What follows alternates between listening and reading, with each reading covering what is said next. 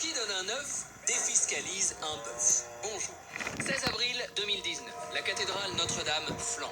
Minuit 30, les cendres sont encore chaudes. François-Henri Pinault et son père promettent 100 millions d'euros via la holding familiale Artemis. Au petit matin, Bernard Arnault renchérit 200 millions. Patrick Pouyanné, le patron de Total, joue le jeu 100 millions. La famille Bettencourt et L'Oréal rempilent et annoncent 200 millions. À la fin de la journée, plus de 700 millions sont promis. Louée soit la générosité de nos milliardaires. Et bénie soit la défiscalisation. Ah oui, car chaque don permet de réaliser une économie d'impôts non négligeable. 60% de la somme versée pour les entreprises, 66% pour les particuliers. Pour ce petit encouragement, les philanthropes français peuvent dire merci à une loi de 2003, dite loi Aillagon. Jean-Jacques Aillagon, à l'initiative de cette loi, est aujourd'hui le conseiller de François Pinault. Troisième fortune de France, petit malin. Et la générosité des mécènes finit par coûter aux contribuables. En 2017, la niche fiscale sur le mécénat d'entreprise avait coûté 900 millions d'euros à l'État. Un chiffre qui a été multiplié par 10 depuis l'astucieuse loi Aillagon. Prenons un exemple. En 2014, LVMH, propriété de Bernard Arnault, vous savez, l'homme le plus riche de France, ouvre un musée pharaonique, la fondation Louis Vuitton. Gloire à la marque. Sur les 800 millions d'euros qu'ont coûté le bâtiment, 520 millions d'euros ont été en réalité assumés par les contribuables. Oups. Mais revenons à notre cathédrale. François Pinault et Bernard Arnault ont finalement renoncé aux avantages fiscaux. Grand cœur. Mais qu'on se rassure, cela ne signifie pas qu'ils repartiront les mains vides. Voici venir le mécanisme dit des contreparties, qui peuvent légalement représenter jusqu'à 25% du montant du don. Au programme, dîner, gala, visite privée, logo sur les affiches, jusqu'à la mention gravée dans le marbre sous la pyramide, ainsi que le propose le Louvre.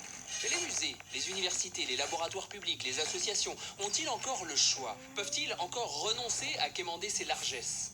D'un côté, il y a un État acquis au libéralisme qui se désengage de ses missions traditionnelles. De l'autre, les grandes fortunes qui veulent choisir leur cause et qui, via la défiscalisation, les imposent aux contribuables. Glissons donc vers les États-Unis. Ah, les philanthropes américains, le nec plus ultra du mécénat, le modèle.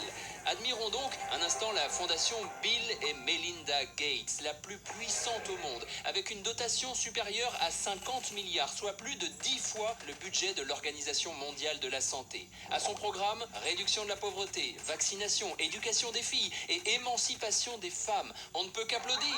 Sauf que tout cet argent n'est pas directement distribué aux bonnes œuvres. La fondation consacre seulement 5% de ses avoirs aux dons, le minimum légal pour bénéficier de l'exonération fiscale, tandis que les 95% restants sont investis.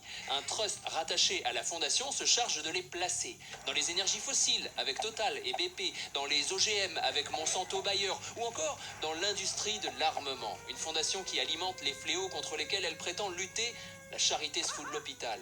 Et le meilleur reste à venir. Certaines entreprises sont à la fois bénéficiaires du trust et de la fondation. Un exemple avec Coca-Cola. En 2014, le fameux trust possédait 538 millions de dollars d'actions chez la pétillante marque de soda. Et en parallèle, la fondation Bill et Melinda Gates finançait un projet visant à former 50 000 cultivateurs kényans à la production de fruits de la passion directement destinés à Coca-Cola. Ah, mais tout va bien, parce que quand Coca-Cola fait des profits, en bout de chaîne, le trust encaisse les dividendes. Ça désaltère bien le conflit d'intérêts, non?